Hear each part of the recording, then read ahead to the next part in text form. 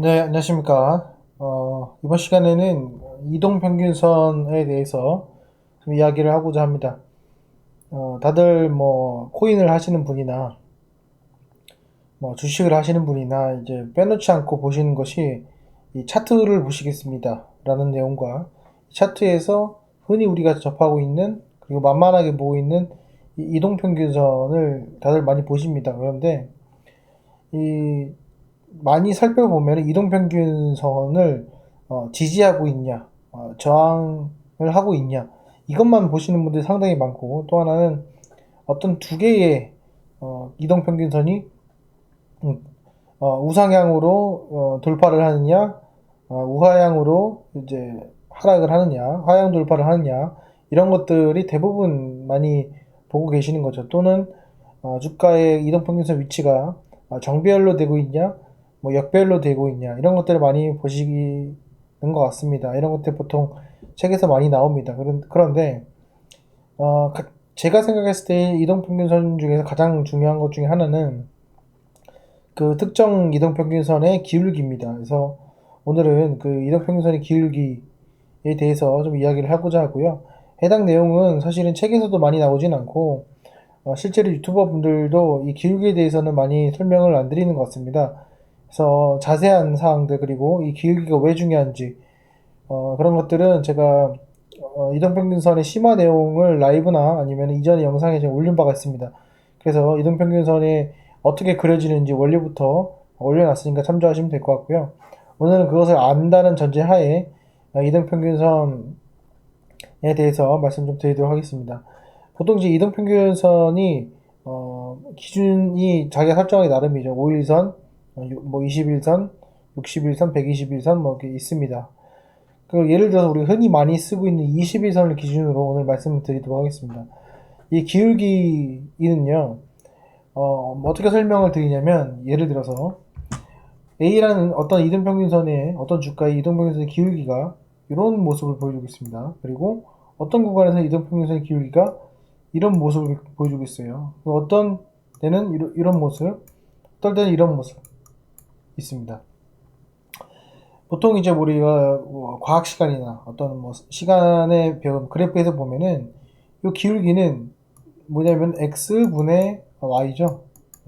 다시 옛날로 돌아가서 모르시겠지만, 자 여기가 이제 y축이고, y축이고 여기가 이제 x축이라고 하면은 이 기울기는 슬로프는 x분의 y입니다. 그렇죠? 그래서 이 x분의 y인데, 이 x는 주식시장에서 뭐예요? t죠. 시간입니다. 시간이고, y는 p죠. 프라이스 가격이에요. 그래서 이 t분의 p가 됩니다. 즉 무슨 말이냐? 이 이동평균선의 기울기라는 것은 일정한 시간 동안에 얼마나 가격에 변동이 생겼냐를 의미하는 겁니다.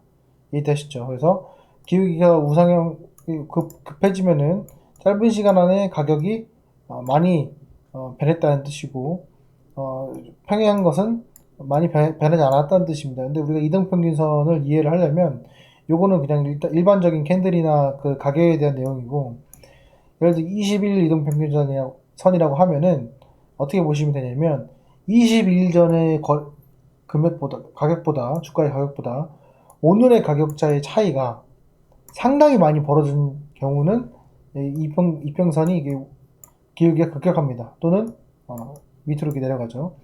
두 개 20일 전과 지금의 차이가 없다면 똑같습니다. 이렇게 평행한 모습을 보여줄 수 있어요.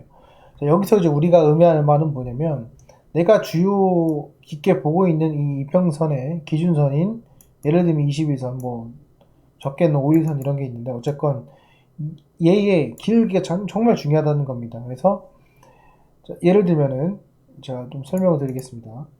자, 어떤 종목이 주가가 21선 기준으로 하겠습니다. 이평선의 기울기가 이렇게 올라가다가 이런 수렴하는 모습을 보입니다. 이평선이 이런 모습을. 자, 그러면은 이때 주가가 이렇게 위에서 놀고 있어요. 그렇죠? 자, 그럼 이거는 무엇을 의미하는가를 우리가 생각을 해볼 수 있어요. 자, 지금 과거의 그 가격보다 현재 가격이 계속 높죠. 계속 높기 때문에 기울기가 계속 올라가고 있습니다. 이렇게 올라가고 있다. 어느 순간 되니까 이런 기울기로 올라가야 되는데 기울기가 어떻게 돼요? 이렇게 꺾이는 모습을 보여주고 있어요. 네. 요 꺾이는 요 시점부터는 뭘 의미하냐면 과거의 그 가격보다 지금의 가격이랑 큰 차이가 안 난다는 것을 볼 수 있습니다. 이해가 되시죠? 요 상황에서 주가가 위에 놀고 있다면은 우리는 어떻게 해석을 해야 되냐라는 겁니다. 자, 분명히 여기서도 이평선 위에서 이렇게 캔들이 놀고 있었어요. 여기서도 캔들이 이 21선 위에서 놀고 있었습니다. 분명히 똑같이 같은 20일 평균선 위에서 주가가 놀고 있는데 지금과 이때는 뭐가 다르냐를 우리가 알고 있어야 된다는 거예요. 예. 우리가 알고 있어야 된다는 겁니다. 자, 이거는 어떤 식으로 우리가 해석을 하냐면 제가 이 차트를 좀 보면서 말씀드리도록 하겠습니다. 자, 지금 파란색으로 보시는 게 20일 이평선입니다. 그죠? 주가가 이렇게 올라가고 있어요. 그러면은 저 보시면 주가가 이렇게 올라가고 있다가 어떻게 됩니까? 기울기가 20선이 꺾이죠. 그렇죠? 여기도 꺾이죠. 이렇게. 여기까지 상관이 없는데 주가가 어느 순간 자 보이시나요? 이 평행하는 순간이 생깁니다. 이렇게. 요 구간입니다. 이렇게. 그렇죠? 이렇게 평행하는 구간이 생겨요. 그쵸? 네, 요 구간에 있어요. 근데 여기 보시면 20선에는 대부분이 주가가 위에서 이렇게 놀고 있습니다. 놀고 있어요. 놀고 있는데, 자, 여기서 우리가 이제 알 수 있는 건 뭐냐면, 자, 보십시오. 주가는 계속 위에서 놀고 있는데, 기울기가 지속적으로, 감소하는 모습을 보여주고 있어요. 그죠? 자, 어떤 걸 봐야 되냐면, 자, 여기서부터 기울기가, 이 정도의 기울기가 있었는데, 이 기울기를 여기 갖다 붙여버리면, 사실상 주가가 상승했을 때 그 다음 기울기가 더 가팔라야 되는데, 여기가 이렇게 완만한 모습을 보여주고 있어요. 그러면은, 요 시점, 이 시점에서, 자, 이 시점에서, 자, 여기 기울기 꺾였죠. 꺾인 걸 여기 본 상태인데, 이 시점에서 가장 21선과 이격도가 큰 시점이 강력한 매도의 어떤 시그널이라고 볼 수가 있습니다. 여기서. 왜냐면, 분명히 주가는 위에서 놀고 있어요. 그리고 무슨 말이냐면, 20일 동안의 평균 가격보다 항상 위에 높이 있다는 거예요. 근데 그게, 자, 현재를 반영을 하고 있냐, 아니면 과거의 데이터를 계속 사용하고 있냐로 봤을 때, 이평선의 가장 큰 단점은 과거의 데이터를 계속 사용하고 있다는 거예요. 그게 이동평균선의 그 기준선이 늘어나면 늘어날수록. 그 20일이기 때문에 아직도 옛날 생각을 하고 있단 말이에요. 옛날 생각을 하고 있기 때문에 기울기가 줄어드는 그 시점에서 이격도가 가장 넓다. 그 구간을 찾아보면, 자, 찾아보면 여기서부터 10%고요. 여기서부터는 15% 정도가 됩니다. 근데 과거에 급격한 상승이 일어났을 때의 위치를 보면은 15% 정도가 돼요. 그쵸? 이격도가. 자, 요 상태, 이 기울기 급했을 때의 이 이격도 상태 정도까지만 오더라도 이거는 매도의 신호로 볼 수 있다라는 거예요. 이게 잘 이해가 안 되시면은 이평선에 대해서 처음부터 한번 다시 곱씹어 보시면 이해가 되실 겁니다. 이게 이제 어떻게 보면은 어떤 이평선 기울기에서 활용할 수 있는 한 가지 단적인 예를 하나 보여드렸고요. 또 하나를 말씀드리면 이제 하락 추세에서의 말씀을 드릴 겁니다.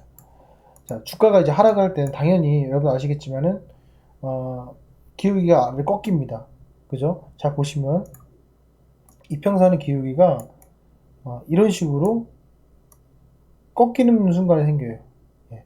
꺾이는 순간에 생기면 나는 나올 생각을 항상 하면서 생각을 해야 되는 거예요. 예. 근데 자, 여기에 해당되는 내용 중에 하나는 뭐예요? 내가 이미 수익을 많이 본 상태에서의 판단 방법이에요. 이거를 또 매수의 방법으로도 사용할 수가 있습니다. 어쨌건 그건 나중에 설명을 드리고, 주가가 이제 이렇게 하방에 위치를 했습니다. 자, 그 다음에 내가 저점을 잡는 위치 방법 중에서 하나는 이평선을 보는 것 중에 하나인데, 이평선의 기울기가 똑같이 평행하는 구간이 바로 생깁니다. 자, 여기 보시면, 여기 보시면, 제가 예시가 셀트리온인데, 자, 이렇게 해서 밑으로 하락을 하다가, 내려갑니다. 하다가 여기 보시면은 이렇게 평행하는 구간이 생겨요. 이때 보통 대부분이 매수를 많이 해요. 근데 이게 아니라 한 번 더 기울기가 내려가 줘야지만, 일단 첫 번째 바닥의 수준이라 생각하시면 돼요. 왜냐면 얘도 마찬가지로 과거의 고점에 대한 그 값들이 여전히 남아있기 때문에 반영이 아직 덜 된 거예요. 근데 그렇게 보시면 됩니다. 다른 예시로 제가 또 뭐 하나 설명을 드리면 LG전자입니다. LG전자 보시면은 올라갔다가 기울기 급격해졌다가 완만해지죠. 완만해지는 이 순간에 이격도가 가장 넓은 구간, 요 구간, 그리고 요 구간, 요 구간이 강력한 매도의 구간이라고 볼 수 있습니다. 그리고 자, 과거에 이제 밑으로 빠졌을 때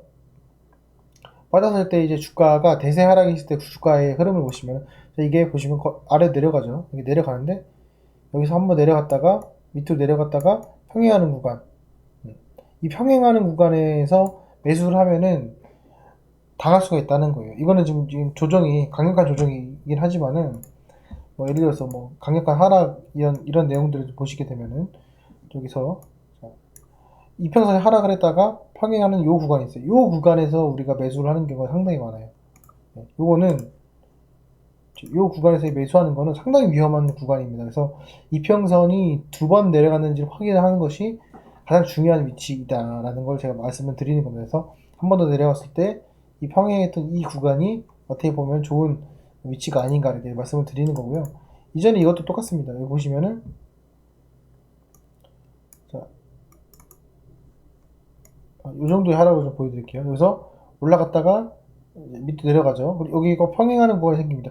여기가 이제 보통 바닥이라 생각하시는 분 많아요. 그래서 대부분 여기 반등을 했을 때 여기서 이제 매수를 합니다. 보통 이게 뭐냐면 가짜 골든 크로스가 이렇게 생깁니다.